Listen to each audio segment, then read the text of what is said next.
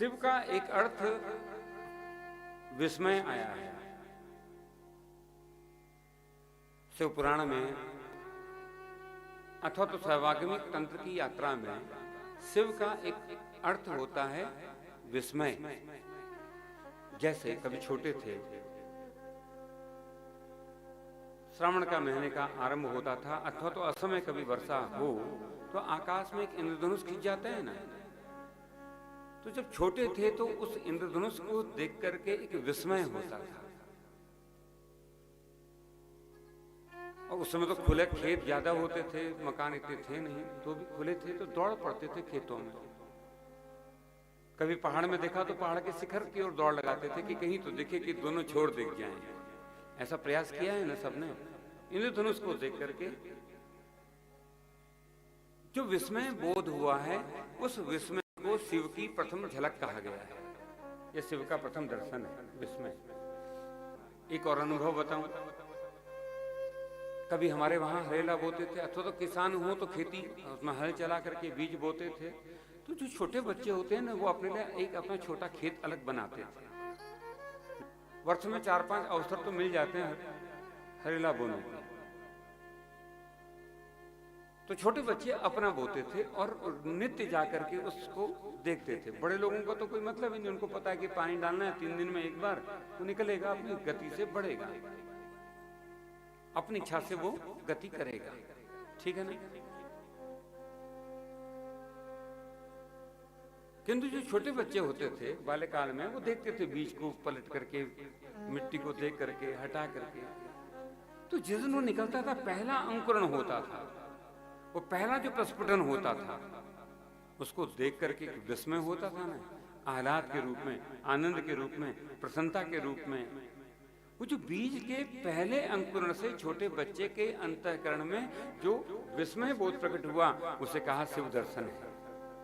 धीरे धीरे later on circumstances changes अस, क्योंकि हम बड़े हो जाते हैं, हम बड़े हो जाते हैं तो विस्मय के प्रति बोध सामान्य हो जाता है। तो जो बोध की प्रवृत्ति थी, विस्मय की जो प्रवृत्ति थी हमारी, वो हमसे खो जाती है। अन्यथा बीज का पहला अंकुरण, उसका दर्शन शिव दर्शन है। तो विस्मय शिव है।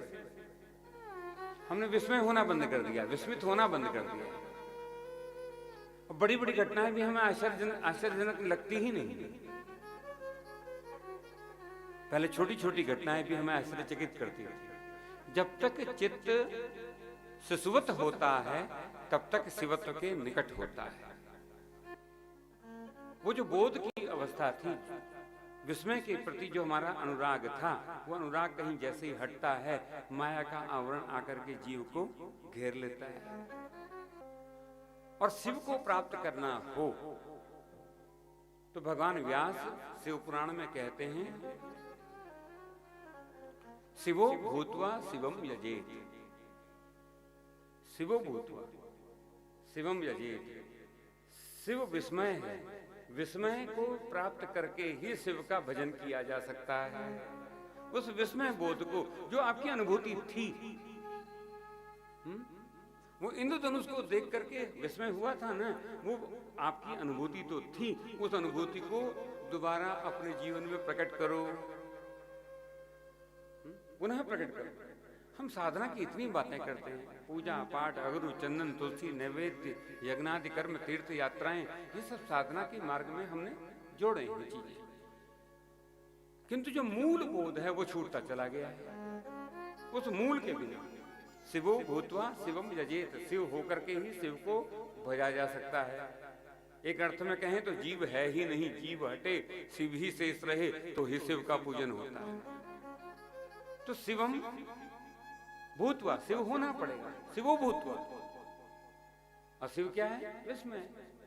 अपनी उस पहली अनुभूति को जीवन में ले आओ, अथवा तो पूज्यपाद अखंडानंद सरस्वती जी महाभा कहते हैं, उस विस्मय बोध की जो प्रकृति है उसको अपने जीवन में तुम जिस समय, उन्हीं का शब्द बोल रहा हूं, जब तुम बरकरार रखते हो, इट मीन्स कंटिन्यूअस, जैसे जैसे बड़े होते हो,